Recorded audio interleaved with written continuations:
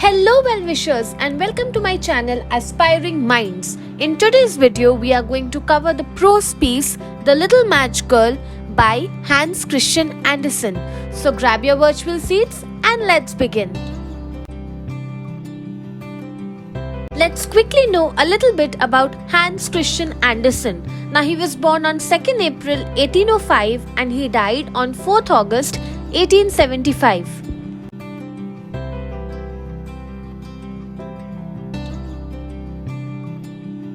Hans Christian Andersen is famously known for writing short stories or fairy tales. Now, a fairy tale is a world of imagination. It has fantasy. Here you find talking animals. There are prince and princesses in this story. You'll see often the magical spells being cast. The location could be a castle or a forest, and it generally begins with the first line being once upon a time, and generally it has a happy ending, which is also known as the happily ever after. Now, why am I mentioning this to you?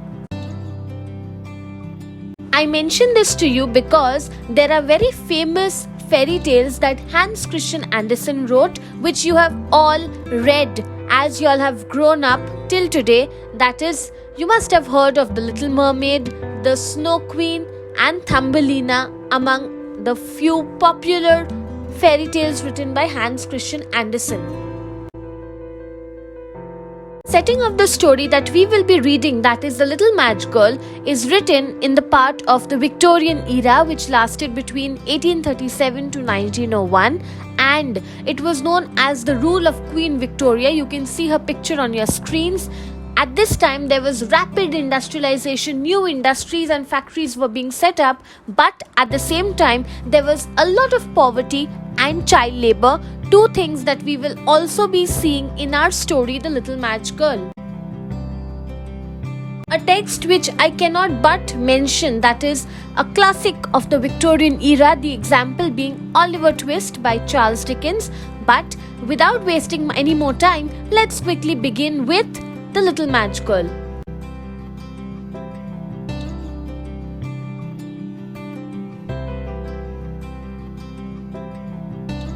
The story begins with the setting being a terribly cold and dark evening, and it is the last evening of the year. Now, on this particular occasion, we are introduced to a little girl who is sent by her father to sell matchsticks, right?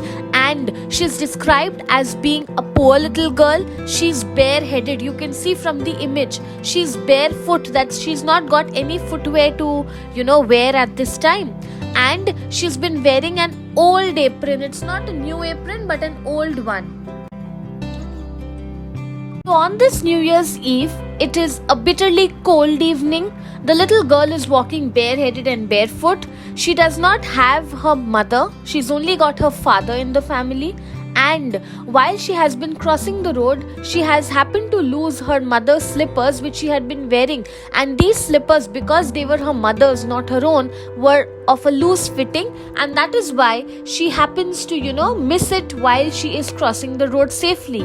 A boy, on the other hand, picks up this slipper and uses it as a cradle for his own children later. So you can imagine the plight. It is not just the little match girl who is poor, but there is also mention of another poor boy who is going to use a slipper as a cradle. In our houses, when a new baby is born, we put so much of money and effort to give a comfortable bed and a comfortable house, a comfortable stay to the newborn. But here the slipper will be used as a cradle, and the girl has not been able to earn a single penny all day long, and she's scared to go back home in the fear that her father will beat her up for not having earned anything since morning. So all in all, we can say that the girl is described as a picture of misery. You see her and you feel sad and upset by her overall appearance and the kind of life she is leading, just within a span of a few words of reading the story.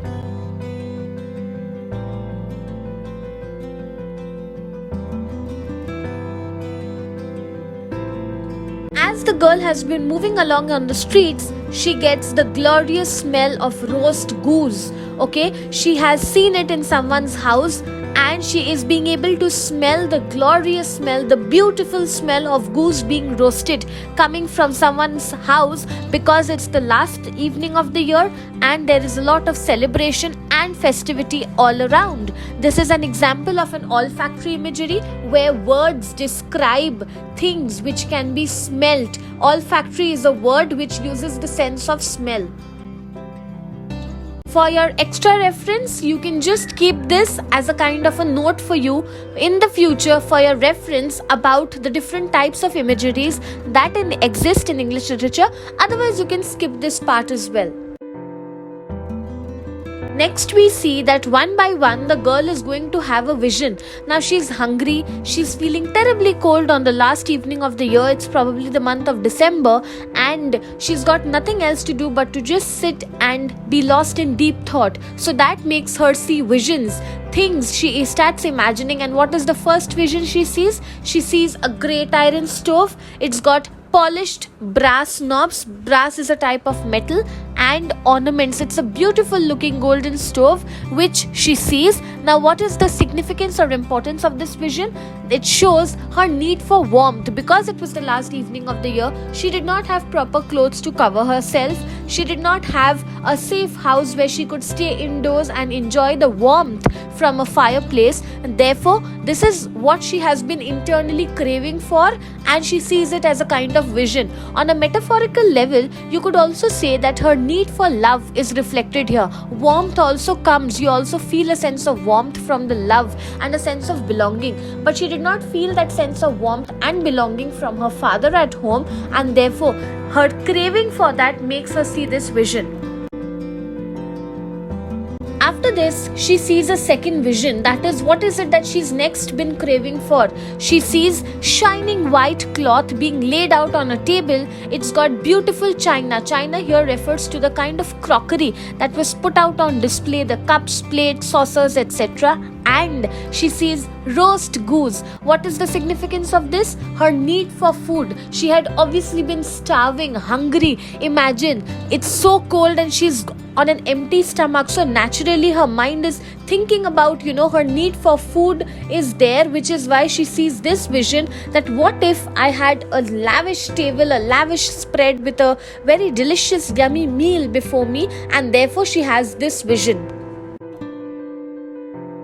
The two visions that the girl has had so far show us the theme of the interplay of contrast between the rich and the poor. While the rich people at this occasion are able to have a nice, delicious, yummy meal, they can be all cozy and warm in their houses, this little poor girl, because of her poverty-stricken condition, cannot experience the luxury with her family and friends, and she does not even have a proper food, proper clothing or shelter to support herself. All that she has, a vision, an imagination where she can imagine all this. That is the plight of the poor people, especially in the Victorian age in England. As a part of the third vision, the girl imagines a beautiful Christmas tree being laid out in front of her. This again shows that she's still a small little child, right? She too would want a beautiful Christmas tree which she could have decorated with her own hands, made it look beautiful with rich ornaments, but that is something as a young girl she cannot do, and all she can do is envision this in front of her. Now at this point, the girl compares her vision to a simile. She says that there were gaily colored balls like those in shop windows that look down upon her. The word like makes it a simile. The girl now has the vision of a falling star. In the fourth vision, the girl finally meets her now dead grandmother. She's the only one that the girl was very close to, and her loss had further broken down the condition of the girl. But when she's able to unite with her grandmother in the fourth vision, it provides her a great sense of relief. After the fourth vision, we see the girl being described as having rosy cheeks and smiling lips. She had heavenly joy and gladness. From the picture you can see that the girl, after having seen the fourth vision, passes away. The story ends indeed on a very sad note. As the writer says, she was evidently trying to warm herself. That was her only need and desire, even in the last minutes when she had been alive. We see that The Little Match Girl is a didactic story. Now you must be wondering, what is a didactic story? It is a story that tends to teach a moral lesson to someone. What is it that is didactic about The Little Match Girl, the story? It teaches us to be empathetic and be charitable and help the poor and the needy. You might be celebrating festivals and enjoying yourself, but you must also look around and try to help those in need and spread happiness and joy. To discuss lastly a little bit about the title The Little Match Girl, we see that it is called The Little Match Girl, which is truly so because the story revolves around the little girl, her actions throughout the story. She is unnamed because she stands as an example for all the other poor children, whether girl or boy, and the kind of suffering they faced in the industrialized England of Victorian England. They faced child labor, they suffered from child abuse and poverty.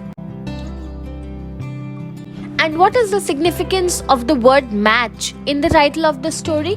The matchsticks in the story symbolize the source of income that they were for the family of the little match girl. Secondly, it symbolizes the warmth, love and affection that the girl would crave for. And lastly, it is a ray of light, of hope, and a ray of light representing God in the story. So overall, we see the story is important in terms of the visions that the girl had. We saw how the story is a didactic story. It teaches us some moral lessons. I also discussed with you the significance of the title of the story and the role of the grandmother in the story.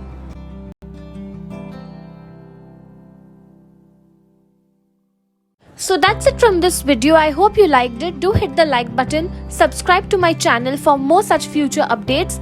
Thank you for watching. Bye.